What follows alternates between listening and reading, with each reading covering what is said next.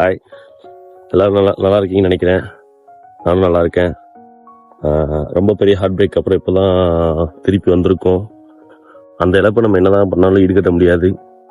But அதையும் தாண்டி நம்ம ஓவர் கம் பண்ணி வரணும். அதுதான் லைஃபு அப்படின்றத கொஞ்சம் அக்செப்ட் பண்ண கொஞ்சம் லேட்டாச்சு. பட் இப்போ ஓகேவா இருக்கேன். We come to the point. ஆக்சுவலாக இந்த வீடியோ எதுக்காகனா, ரொம்ப நாள் பெரிய வீடியோ போடாமல் இருந்தேன், லென்த் வீடியோ போடாமல் இருந்தேன். முன்னாடியெல்லாம் லென்த் வீடியோஸில் ஒர்க் அவுட்ஸை பற்றி போட்டுக்கிட்டு இருப்பேன். பட் அதுக்கு ஒரு பெரிய கேப் ஆயிடுச்சு. ஏன்னா நம்மளோட கேமராமேன் தம்பிக்கு வந்து ஸ்கூல் எக்ஸாம் இருந்துச்சு. அதாவது ஆஃப் இயர்லி எக்ஸாம் மாதிரி குவார்டர்லி ஆஃப் இயர்லி இது மாதிரி இருந்தனால இவனை டிஸ்டர்ப் பண்ண முடியல. அதனால நான் என்ன முடிவு பண்ணேன்னா, செல்ஃப் போட்டோகிராஃபி பற்றி ஒரு கொஞ்சம் இணையதளங்களில் போய் கொஞ்சம் தேடி படித்தேன். ஒரு அண்ணன் பெங்களூர் அண்ணன் சொன்னார், அவரோட ஹெல்ப்னாலையும் இதை படித்தேன்.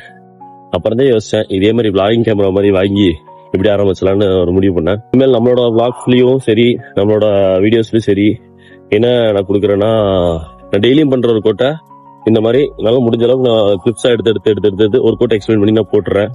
சப்போஸ் என்னோட ஒரு கோட்ஸ் ஃபாலோ பண்றவங்களா இருந்தா ஃபாலோ பண்ணுங்க. நான் டெய்லியும் நான் என்ன ஒர்க் அவுட் பண்ணுறேன் அதை நான் டெய்லி போஸ்ட் பண்றேன். இல்ல எனக்கு இன்னும் அக்யூரேட்டா வேணும், என்னோட பாடிக்கு என்ன செய்யணும்னா கண்டிப்பா நீங்க கோச்சிங்ல ஜாயின் பண்ணணும். நம்ம டீம்ல அதுவும் இருக்கு. சரி, இன்னைக்கு என்ன ஒர்க் அவுட் பிளான் பண்ணிருக்கேன்னா, 1 km ரெப்டேஷன் ஒரு 6 பிளான் பண்ணியிருக்கேன். ஆவரேஜா ஒரு 4 to 430 பேஸ் பண்ணலாம்னு சொல்லி ஒரு பிளான் பண்ணியிருக்கேன். ஏன்னா நேற்று வந்து ஈஸி பண்ணியிருந்தேன். சரி, ஃபர்ஸ்ட் ரெப்டேஷன் மாதிரி ஒர்க் கொண்டு போகலாம், அதுக்கப்புறம் அப்படியே போக மாத்திக்கலான்ற மாதிரி ஒரு ஐடியா. நான் அப்படிதான் டிசைன் பண்ணியிருக்கேன். இன்னைக்கு வந்து 1 km ரெப்டேஷன் 6 செட்டு. வாங்க போக பார்ப்போம். ஒரு செட்டுக்கும் நான் வீடு எடுத்துட்டு ஓட முடியாது. அதனால ஒரு செட்டை முடிச்சுட்டு அங்கே ஒரு 5 to 10 செகண்ட்ஸ் அதை பற்றி பேசிட்டு சைடில் உங்களுக்கு வந்து நான் அந்த 1 கிலோமீட்டர் எவ்வளோ ஓடணுன்றதை ஸ்டாவ் ஆப்போட ஸ்க்ரீனை ஷேர் பண்ணிடுறேன். நீங்கள் அதில் பார்த்து தெரிஞ்சுக்கோங்க. இல்லை அதுக்கப்புறமா உங்களுக்கு இன்னும் எக்ஸ்பிளேஷன் வேணும்னா நீங்கள் கமெண்ட் செக்ஷனில் சொல்லுங்கள், அதுக்கு தனியாக நம்ம வீடியோ போட்டுக்கலாம். 2 கிலோமீட்டர் ஆஃப் முடிஞ்சு. எக்ஸாம்பிளுக்கு நம்மளோட விளாக் இப்படி தான் இருக்கும். ஒரு ஷேக்கு இந்த மாதிரி தான் இருக்கும். ஏன்னா நம்ம ஓடிட்டே தான் எடுக்கிறோம். இந்த மாதிரி தான் இருக்கும், கொஞ்சம் அட்ஜஸ்ட் பண்ணிக்கோங்க. 2 கிலோமீட்டர் முடிஞ்சு. இன்றைக்கி வந்து டைனாமிக் ஸ்ட்ரெச்சஸும் வால் எக்ஸசைஸும் பண்ணிட்டு ஆரம்பிச்சிருக்கேன். 2 கிலோமீட்டர் ஆம்பு. அதுக்கடுத்து நம்ம ஒர்க் அவுட்டு போக பார்க்கலாம். பாய். ஃபர்ஸ்ட் 2 கிலோமீட்டர் முடிஞ்சு. ஃபர்ஸ்ட் கிலோமீட்டர் வந்து 4:23 ஓடி இருக்கேன். ஆக்சுவலாக ஈஸியாக தான் இருந்துச்சு. லாஸ்ட் 3 மட்டும் கொஞ்சம் டஃப்பாக இருந்துச்சு. பட் பண்ணிடலாம், ஈஸியாக தான் இருக்குது. அதுவும் நேற்று ஈஸி பண்ணி கொஞ்சம் கண்டிஷன் பண்ணனால ஈஸியாக இருக்குது. இதேமாதிரி அவங்களுக்கு 4:30 போகலாம், இல்லை 5 போகலாம், இல்லை 5:30 போகலாம். ஃபஸ்ட் ரேஸ் என்ன போதோ முடிஞ்ச அளவுக்கு அதே மெயின்டைன் பண்ண பாருங்கள்.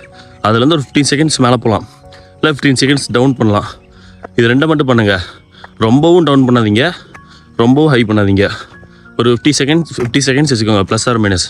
இதுக்குள்ளேயே 6 செட்டு கம்ப்ளீட் பண்ணுற மாதிரி பார்த்துக்கோங்க. வாங்க அடுத்த செட் முடிச்சுட்டு பார்க்கலாம். செகண்ட் ரேஸ் முடிஞ்சு. செகண்ட் ரேஸ் வந்து 4:21 ஓடி இருக்கேன். செகண்ட் ரேஸ் கொஞ்சம் ஈஸியாக தான் இருந்துச்சு. எப்போ நமக்கு இந்த ரொக்கோட்டோ கஷ்டம் தெரியும்னா 5th 6th ரேஸ் தான் தெரியும்.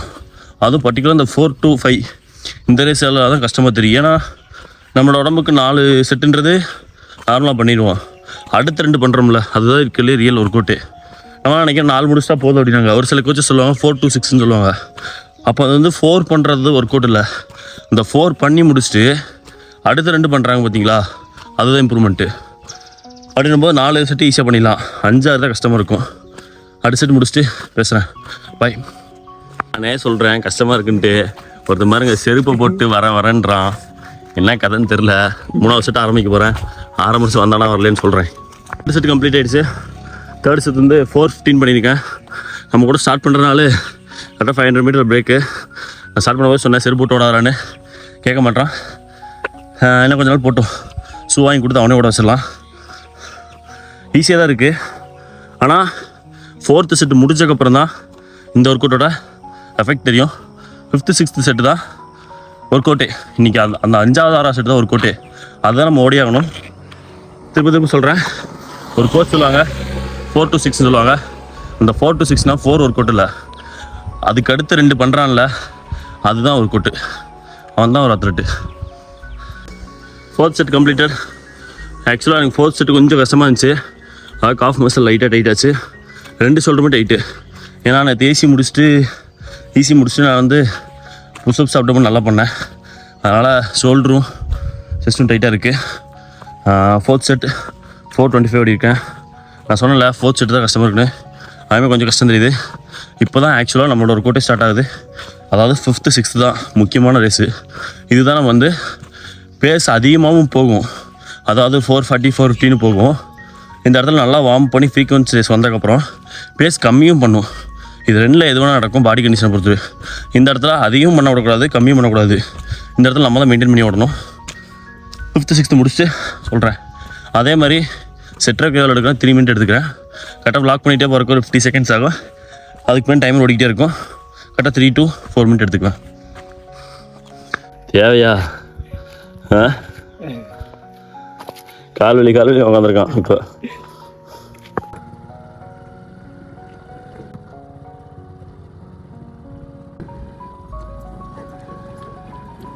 சொன்ன மாதிரி 5th ரேஸ் முடிஞ்சு.